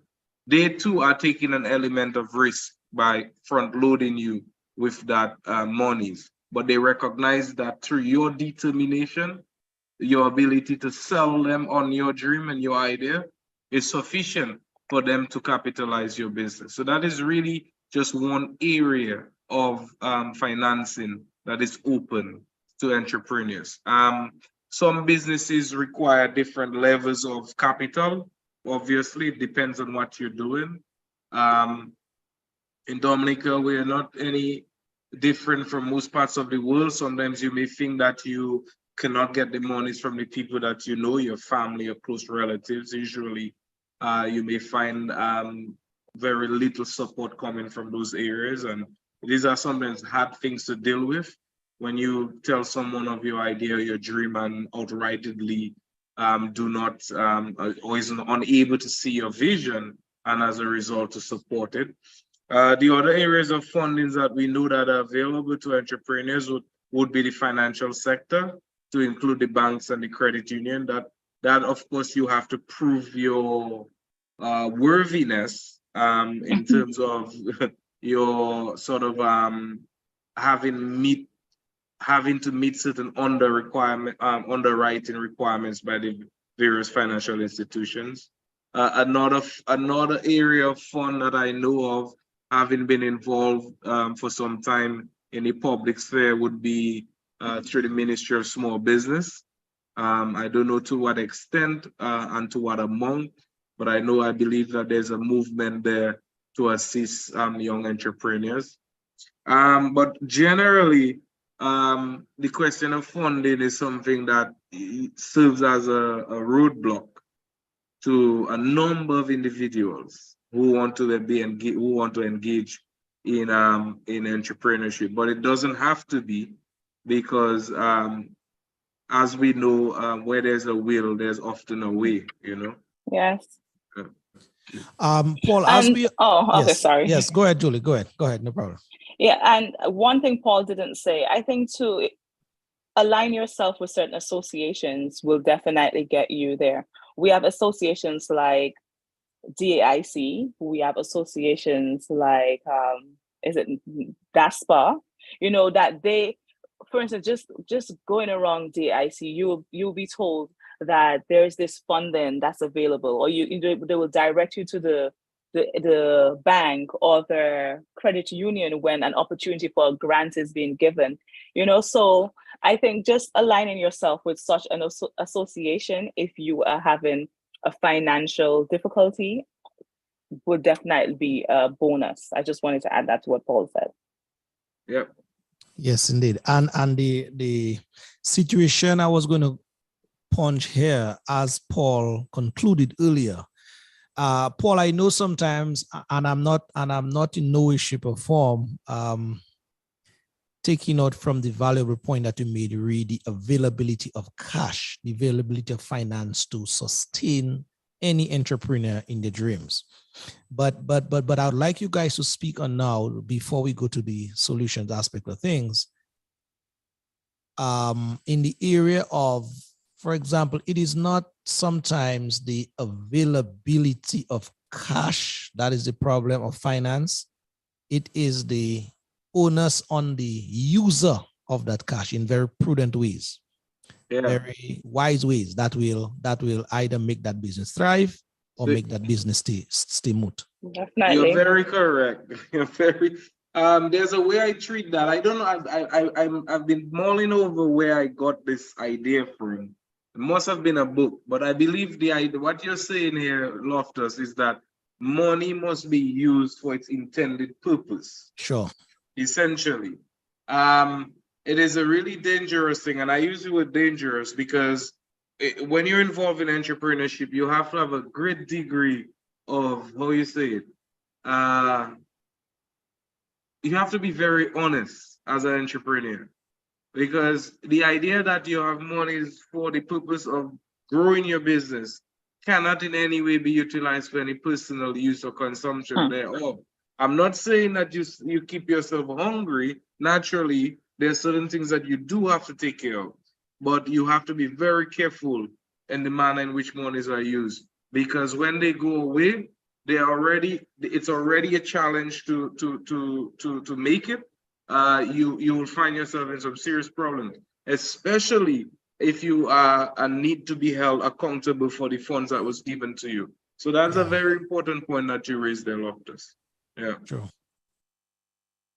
Well, yeah, that is absolutely true. And I think it boils back to what we discussed earlier: support, mentorship, Mindset.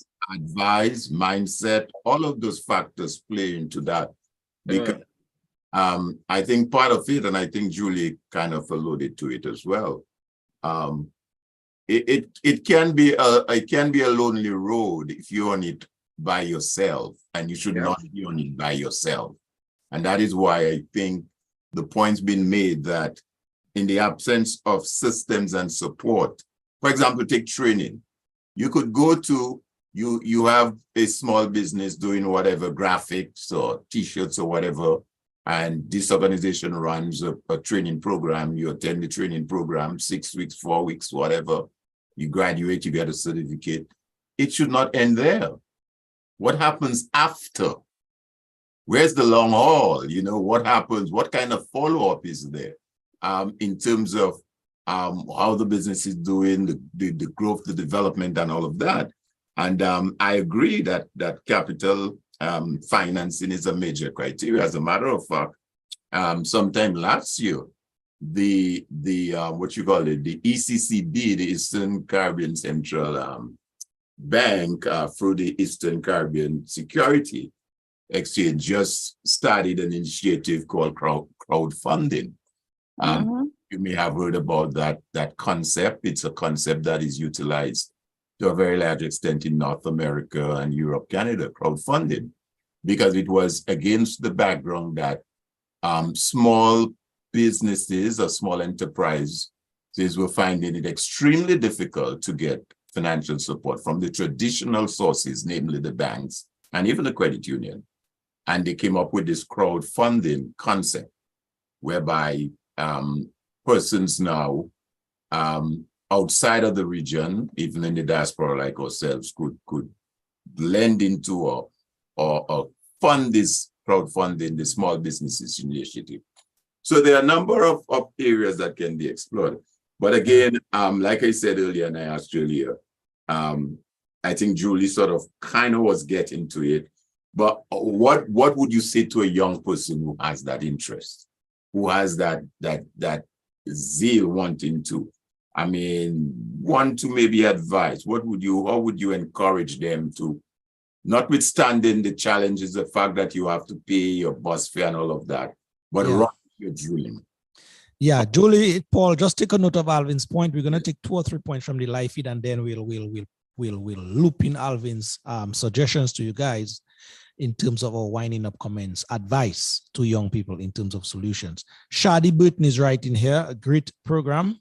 Marshall Lawrence writes, such young persons need overseers and association, right? And associations to bridge the gap, he says, with the Ministry of Finance and global organization who donate or give loans. He continues by saying, but a senior advisor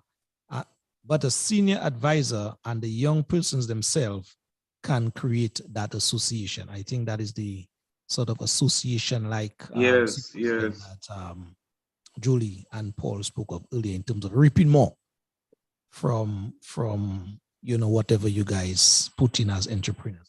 Vernie Vash says, good evening, guys, on your panel, everyone. She's watching and listening. All right, yes, let us kind of pull the conversation out together as we're about to, Yeah, time flies by indeed. If I might, Julie, and just to really speak to the hearts and minds of young people generally, and also Dominicans at large. We have to consider ourselves as being fortunate, one, to have been afforded the opportunity to be alive. So we have to give thanks and praise for that. We also have to see ourselves as wanting to change our situations from the point at which we will, or the situations in which we were born into. And for a large majority of Dominicans, that is coming out of a rural experience, coming out of subsistence, coming out of not having much, or what we sometimes say as being poor, and wanting to change our stars and wanting to leave a mark wanting to contribute to our own development and our family and also our community. And entrepreneurship is one area that you can do that. You can start as an entrepreneur as young as you feel you are, or as old as you consider yourself to be. In my own personal experience, I had worked for a very long period of time in organized labor. Organized labor is what you consider as 8 to 4, 9 to 5. And when I turned to 35, I looked back on the vast experience that I had attained then, but still yet yearning for more, in the sense of wanting more financial freedom and also wanting a greater degree of independence and wanting a greater degree of autonomy. And if you ask every young person out there what it is they crave most is autonomy, is the idea of being free. While all and everyone may not be able to take that route, I really would like to encourage those who have that burning desire, those who have that vision and that dream and that goal to launch an idea or a project, to not let it go to waste. The mere fact that you wake up each day with that vision and idea is a call to you for a call to action in being able to do so. Speak to someone, surround yourself with persons who are like-minded, persons who contribute to your growth and your development, somebody who would not necessarily be a dream killer or a naysayer rather. And I can almost guarantee you that you'll find a greater degree of comfort and you will love yourself more for having made the choice to go down that path of entrepreneurship. And many years from now, when you look back, you can now tell your story to someone else, to your children also, more importantly, and to help, be part of that change process. So that's really what I would say to a young person out there. Well said, my brother. Thank you. Okay, and for me, basically, I would say know your passion. Because even if you want to be an entrepreneur, because you want to be free and you want that financial freedom, if you're not passionate about what you're about to do, it's not going to work. So know your passion. Secondly, identify the problem and solution. So the thing that you're going to get into, let us say you realize you live in a society, in a community where there are no supermarkets. You're going to identify, we need a supermarket. Why don't we have a supermarket? These are the problems. And after you understand, okay, we don't have a supermarket because it's cheaper to go to Rosal, whatever, all these things, you find a solution so that you now have a supermarket, your prices are better, that people would not say, boy, it's better for me to go Rosal still. So you identify the problem and you find a working solution, because that's the only way your business will be sustained, if you are actually answering the problem, you're given a solution. Synthesize a plan. Very often we jump into things just because we have a passion and there's a market for it without realizing that we need to have a proper plan. And life can be very erratic, and I live very erratic. I mean, if you look at my hair, even my hair is erratic. But when it has to do with business, synthesizing a plan is so important. Do vision boards. I do vision board parties with my foundation to young people to let them know, even to older people, but just so you can say, I want to be here in 5 weeks. I want to be here in 5 months. I want to be here in 5 years, and believe that it can happen. So even if that wasn't taught, we spoke about mindset and household and school. Even if we're not taught how to do a vision board, have a vision board. I have a painting here. Even if you just have to put a manila on your wall and you write, I'm going to save $5 every week.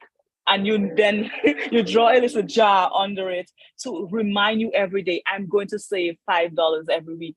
Just these little things you have to do so that you can synthesize your plan. You can have a vision towards where you're going. You kind of just have it up there and have a passion for it.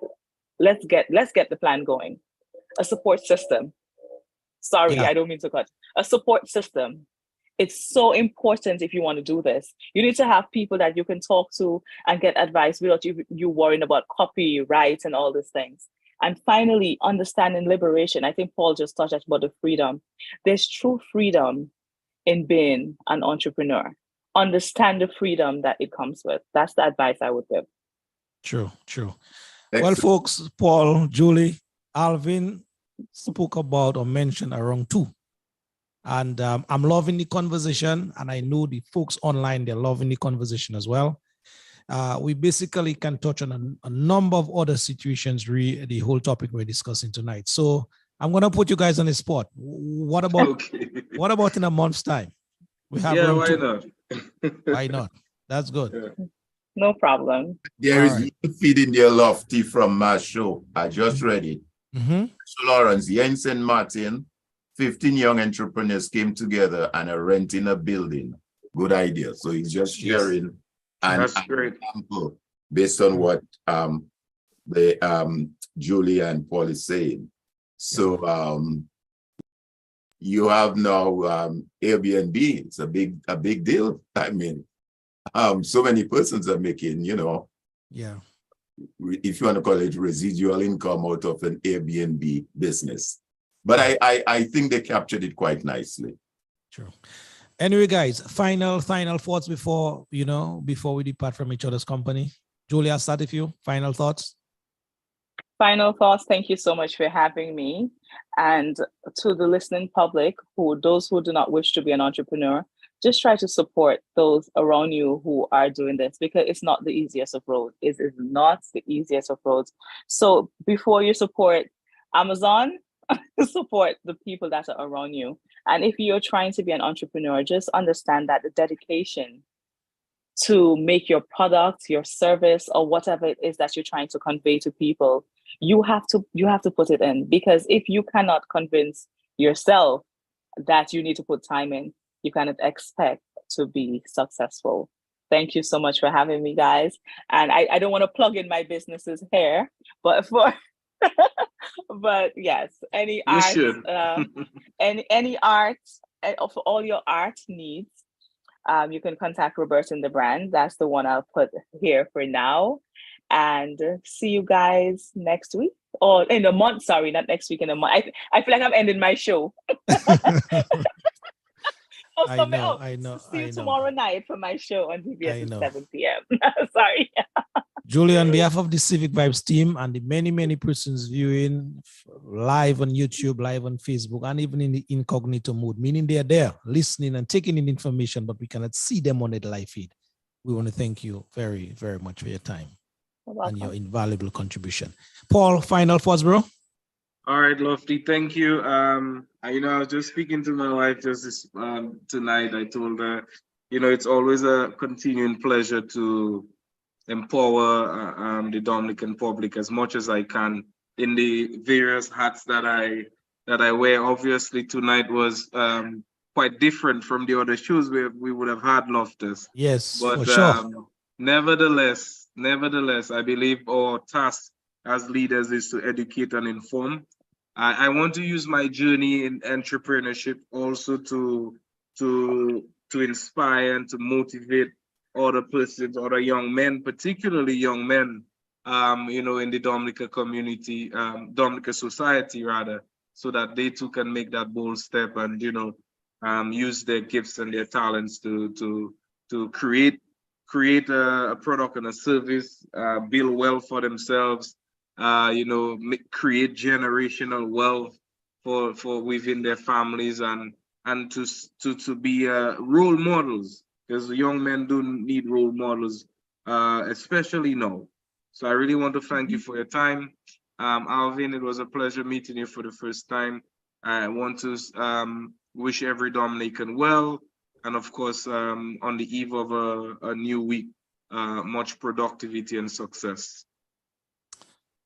All right, my brother Paul Barron, thank you very, very much indeed. And Miss Julie Roberts, thank you very, very much. Time well spent. 2 hours just fly past, but Well spent indeed. So go deal with your little one now, Paul. Oh yes, of She course. needs you. Thank you. All the Julie, best. and the breadfruit, you can go and roast it now. I'm minding a business. That's okay. Drink water. All right, guys, take care. Bye-bye. Take care. Take care. All right. Bye-bye. Yes. Okay, so Alvin, that leaves me and you to, sort of bring down the curtains on things, Alvin. Well, I think it was a very engaging conversation by the two guests. I think they were quite knowledgeable, shared quite a bit of information with us and young persons who were listening and our folks who stayed with us throughout the end. And that is why Lofty, my passion when it comes to young people. And I think Paul said it quite well. Young people are not all that bad as we paint them to be. Yes, there are one or two that, like they say, are into the CO and don't hear that much. But if we provide the enabling environment for them, if we provide the system, the support for them, if we can tweak the education system to allow them to be more creative, to be more innovative in their thinking, in their mind, and let them express how they feel on issues and come up with ideas, you'd be surprised the vast amount, the resource and what we have in those young persons in Dominica. So I think it was a very good program. I think we need to have a part 2 of it, because I think although we sort of towards the end, kind of touch on it, I think we need to dig deeper into the solutions and give some more direct areas in whereby young people can become more engaged, and they could use the resources at their disposal to enable them to do the things that they want to. So I think overall it was a good program. So I think we need to bring them back. And you'll see that I punched in the chat. You might want to follow up one. Yes. All right. Brother Alvin, thank you very much for your time tonight. Thank you very much for your invaluable contribution to the Civic Vibes program each and every Sunday. And the team, by extension, good evening to you guys out there, always doing a very important job indeed. So folks, that is it for us. We're going to bring down the curtains on things here. It has been another very interesting, very informative conversation, very educative conversation as well. We just had here with Mr. Paul Barron and also Miss Julie Roberts, our two specially invited guests here, on a much more youthful conversation, as it were, talking about or zeroing down or doubling down on the whole idea of entrepreneurship. Who is an entrepreneur? That question was answered tonight in terms of the profit, in terms of the loss, in terms of what it takes to be an entrepreneur. So folks, that is it for me here. That is it for Alvin. Till we see on this space next week, Sunday, same time, same place. Yes, truly. Loftus Durant signing out. But before we do, we're going to leave you with this one from Father now. He's a father, yes, Father Branca Briggs John. All right, Lofty, have a good week, my brother. A great week to you. Entitled Keep the Candles Burning. All right. Alvin, you were saying something? I was saying a great week to you, man. A great week to you and the rest of the folks. Yes, you as well, Alvin. Thank you very much. Yeah. All right. So Branca Briggs John, he wasn't a father then. He's now a father now, part of the priesthood in Dominica. He sang that song all the way back in 1999. Keep the candles burning. So timely, as we just on the back end of a conversation where the young people in Dominica, they too need to keep their candles burning as well. Bricks again. Watch it. La la la la. La la la la la la la la la boy. La la la la.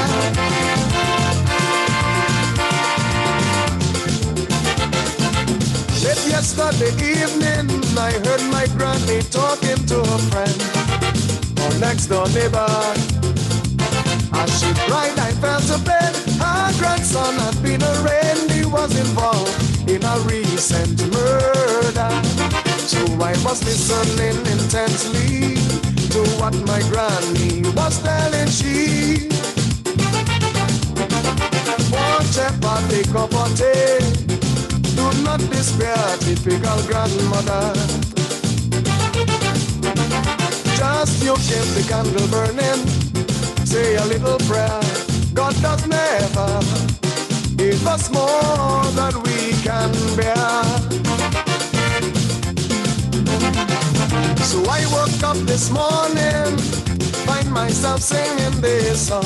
If the candles burning in all these crimes and madness, Papa God will choose to guide us. If the candles burning, if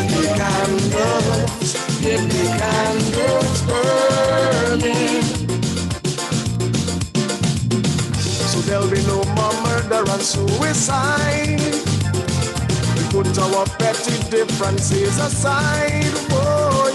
A new direction for the nation to the next millennium. So tell me, do you believe in miracles?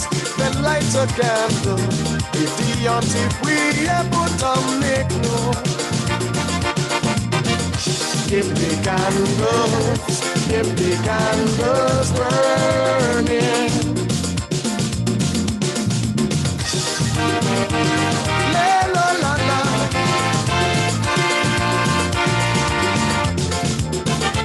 Well, Granny's so full of faith, her trust in God you cannot shake.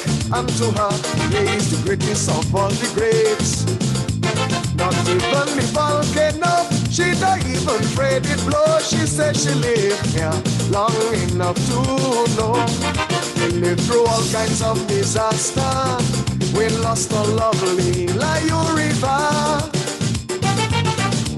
Though each year they blow again and again, yet we've survived so many hurricanes. Outside forces never control we. We stand proud even in poverty. There is no country that is more resilient than we. Oh, Lord.